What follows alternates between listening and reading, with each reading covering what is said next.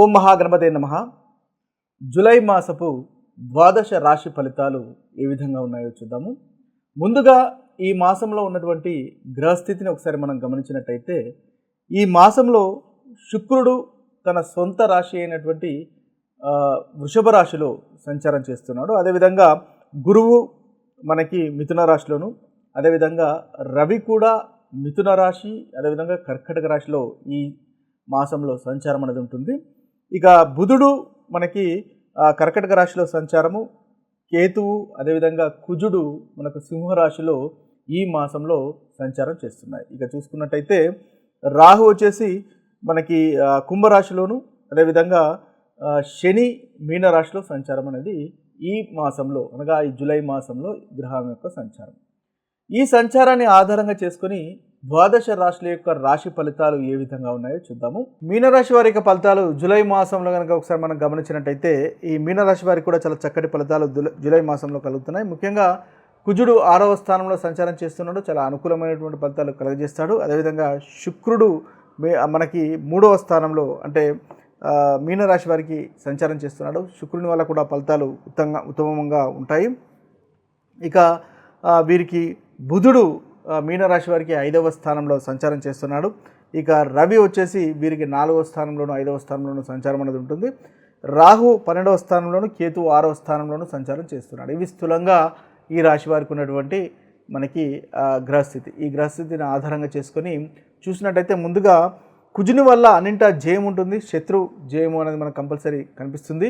ఇక శుభకార్యాలు, అదేవిధంగా ఆరోగ్య వృద్ధి, వివాహ ప్రయత్నాల అనుకూలత, కోర్టులో విజయము, అదేవిధంగా మన గౌరవ మర్యాదలు పెరిగేటటువంటి ఉత్తమమైనటువంటి ఫలితాలు మనకి ఈ కుజగ్రహం వల్ల కలుగుతాయి. కుజుడు ముఖ్యంగా 2వ అధిపతి కాబట్టి కుటుంబానికి సంబంధించినటువంటి విషయాల్లో చాలా చక్కగా ఉంటుంది.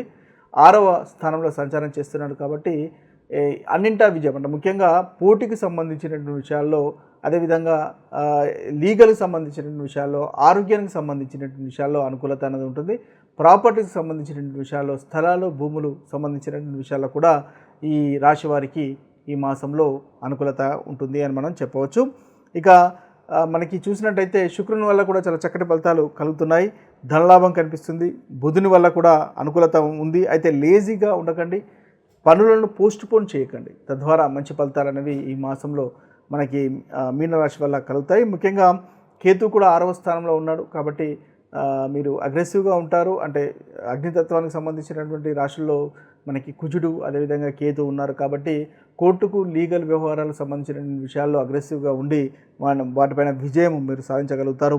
అదేవిధంగా అనవసరమైనటువంటి వ్యయాలు కాస్త పెరిగేటటువంటి అవకాశాలు కనిపిస్తున్నాయి. ఆ విషయంలో కాస్త జాగ్రత్త పడినట్టయితే ఉత్తమమైనటువంటి ఫలితాలు ముఖ్యంగా మీనరాశి వారు ఈ మాసంలో పొందగలుగుతారు. ఓవరాల్గా చూసినట్టయితే మీనరాశి వారికి కుజుడు అదేవిధంగా వీరికి ఆ కేతువు మంచి ఫలితాలు కలుగజేస్తున్నాడు కాబట్టి అనుకూలమైనటువంటి ఫలితాలే అధికంగా కలుగుతాయని మనం చెప్పవచ్చు. అయితే ఈ ప్రతికూలమైనటువంటి ఫలితాలు తొలగిపోయి అనుకూలమైనటువంటి ఫలితాలు ముఖ్యంగా కలగడానికి ఆదిత్య హృదయాన్ని పఠించండి, తద్వారా మంచి ఫలితాలు ఈ మాసంలో మీకు కలుగుతాయి.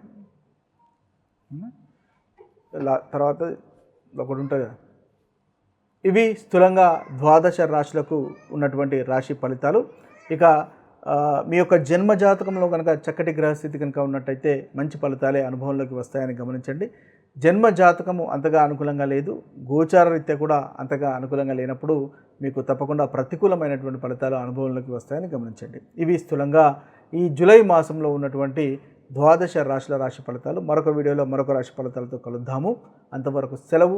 సర్వే జన సుజనో భవంతు, సర్వే సుజన సుఖినో భవంతు. ఈ మాసంలో ముఖ్యమైనటువంటి సంఘటనలు కనుక జరుగుతున్నవి చూసుకున్నట్టయితే, మనకు జూలై 10వ తేదీన గురు పౌర్ణమి అనేది జరుగుతుంది. కాబట్టి ఈరోజు ఒక చక్కటి రోజుగా మనము గమనించవచ్చు. ఈరోజు మీకు ఎవరైతే గురువులు ఉన్నారో, మీకు విద్య నేర్పిన వారు కానీ, లేదా మీ యొక్క జీవితంలో మీకు సలహాలు ఇచ్చేవారు కానీ, మీ ఆధ్యాత్మికత గురువులు కానీ ఉన్నట్టయితే వారి యొక్క ఆశీస్సులు తీసుకోండి, తద్వారా చక్కటి ఫలితాలు అనేవి ఈరోజు కలుగుతాయి. ముఖ్యంగా చూసినట్టయితే మీ యొక్క గురువులకు పసుపు రంగు వస్త్రాలు లేదా స్వీట్స్ లాంటివి సమర్పించుకొని పసుపు రంగు పూలతో పూజించడం వల్ల చక్కటి ఫలితాలు కలుగుతాయి. అదేవిధంగా వారి యొక్క ఆశీర్వాదాలు తీసుకోవడం వల్ల మీకు చాలా చక్కటి ఫలితాలు ఈరోజు జరుగుతాయి. ఇంకా చూసినట్టయితే గురు బ్రహ్మ గురు విష్ణు గురుదేవో మహేశ్వర గురు సాక్షాత్ పరబ్రహ్మ తస్మై శ్రీ గురువే నమః అనేటటువంటి మంత్రాన్ని కూడా మీరు జపించుకోవడం వల్ల ఈరోజు ప్రతికూలమైనటువంటి ఫలితాలు, గురుగ్రహం వల్ల కూడా కలిగే ప్రతికూలమైనటువంటి ఫలితాలు తొలగిపోయి అనుకూలమైనటువంటి ఫలితాలు కలుగుతాయి. అదేవిధంగా బ్రాహ్మణులకు కూడా దానం చేయడం వల్ల ఈరోజు చక్కటి ఫలితాలు కలుగుతాయి. అదొక పరిహారంగా కూడా మనకు కలుగుతుంది.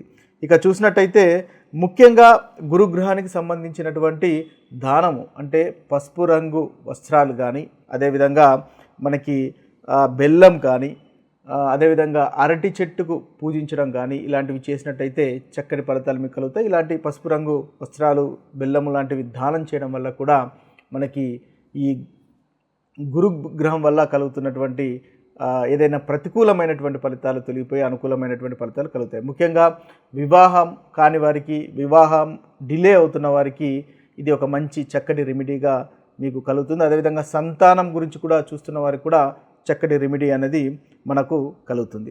అయితే ఈరోజు ఇంకా చూసినట్టయితే మనం గురు బీజ మంత్రాన్ని పఠించడం వల్ల కూడా 108 సార్లు పఠించడం వల్ల మనకు ఈ చక్కటి ఒక పరిహారంగా కలుగుతుంది. ఓం గ్రాం గ్రీం గ్రోం సహ గురువే నమః అనేటటువంటి బీజ మంత్రాన్ని కనుక పఠించినట్టయితే ఈరోజు మీకు గురుగ్రహం వల్ల కలుగుతున్నటువంటి ప్రతికూలమైనటువంటి ఫలితాలు తొలగిపోయి అనుకూలత అనేది పెరుగుతుంది, గురుబలం కూడా పెరుగుతుంది.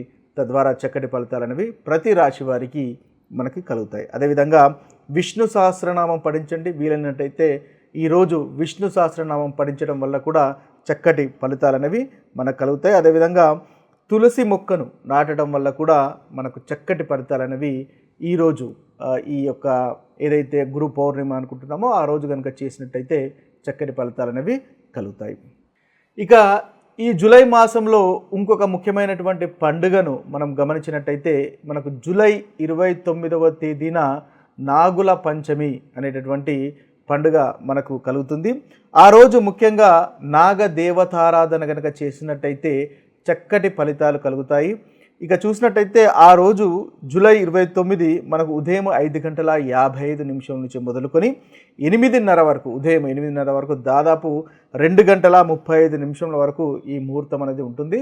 ఈ సమయంలో మీరు నాగదేవతారాధన చేసినట్టయితే అది ఒక పరిహారంగా పనిచేసి చాలా చక్కటి ఫలితాలు, ఉత్తమమైనటువంటి ఫలితాలు మీకు కలుగుతాయి. ముఖ్యంగా చూసినట్టయితే ఏదైతే మనకు డిలేడ్ మ్యారేజ్ అంటే ఏంటి, మీరు ఒకవేళ మీ యొక్క వివాహం ఆలస్యం అవుతున్నా కానీ, లేదా చైల్డ్ బర్త్ ఎవరికైతే సంతానం గురించి చూస్తున్న వారికి సంతానము ఆలస్యం అవుతున్నా, లేదా సంతానం కలగడానికి కాస్త ఇబ్బంది పడుతున్నట్టయితే ఈ నాగదేవతారాధన చేయడం వల్ల చక్కటి ఫలితాలు అనేవి కలుగుతాయి. ముఖ్యంగా ఈరోజు నాగదేవతకు సంబంధించినటువంటి ఆలయ సందర్శనం చేయడము, నాగదేవతకు మనము ముఖ్యంగా పాలను అభిషేకం చేయడం వల్ల చక్కటి రెమెడీగా మనం చూడవచ్చు. అంతేకాకుండా మీరు ఈరోజు ఓం నమో భగవతే వాసుదేవాయ అనేటటువంటి మంత్రాన్ని 108 సార్లు జపించడం వల్ల మనకు ఒక చక్కటి పరిహారంగా కూడా కలుగుతుంది. తద్వారా మీకు ఏదైతే ఈ ప్రాబ్లమ్స్ ఉన్నాయో, ముఖ్యంగా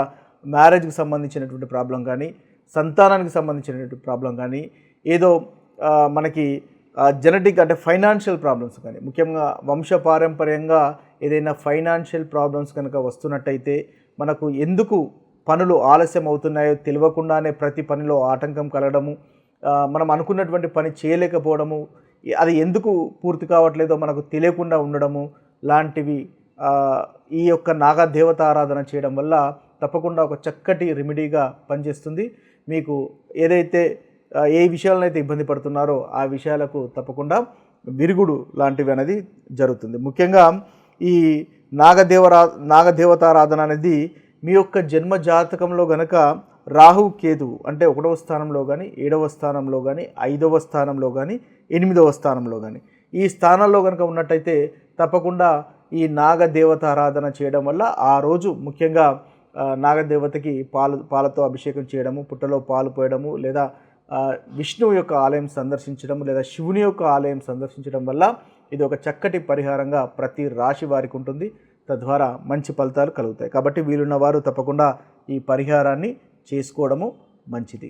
ఈ మాసంలో మనం ముఖ్యంగా జరుగుతున్నటువంటి కొన్ని విషయాలు కనుక మనం ఒకసారి గమనించినట్టయితే జూలై 10వ తేదీన మనకు గురు పౌర్ణమి అనేది వస్తుంది. కాబట్టి ఇది గురు పౌర్ణమి రోజు కనుక మనం కొన్ని రెమెడీస్ కనుక చేసుకున్నట్టయితే చక్కని ఫలితాలు అన్ని రాశుల వారికి కలుగుతాయి. అందులో కనుక మనం చూసినట్టయితే ఈ గురు పౌర్ణిమ మనకు జూలై 10వ తేదీ రోజు కలుగుతుంది. ఆ రోజు మనము గురువుల సమానులైన వారు, ఈ గురు పౌర్ణిమ జూలై 10వ తేదీ రోజు జరుగుతుంది.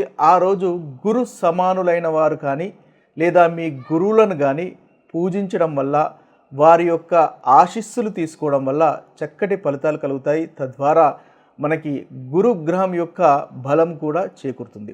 ముఖ్యంగా చూసినట్టయితే మీ యొక్క ఈరోజు ఎవరైనా ఆధ్యాత్మికత గురువు కనుక మీకు ఉన్నట్టయితే ఆ గురువును పూజించండి. లేదా వారికి ముఖ్యంగా పసుపు రంగు పూలు కానీ లేదా పసుపు వస్త్రాలు కానీ అదేవిధంగా స్వీట్స్ కానీ సమర్పించి వారికి ఆశీర్వాదాలు తీసుకున్నట్టయితే చక్కటి ఫలితాలు అనేవి ఈరోజు కలుగుతాయి. అదేవిధంగా ఓం గురు బ్రహ్మ గురు విష్ణు గురుదేవో మహేశ్వర గురు సాక్షాత్ పరబ్రహ్మ తస్మై శ్రీ గురువే నమః అనేటటువంటి మంత్రాన్ని కూడా ఈరోజు జపించుకున్నట్టయితే చక్కటి ఫలితాలు అనేవి కలుగుతాయి. అంతేకాకుండా బ్రాహ్మణులకు కూడా వస్త్రధారణం కానీ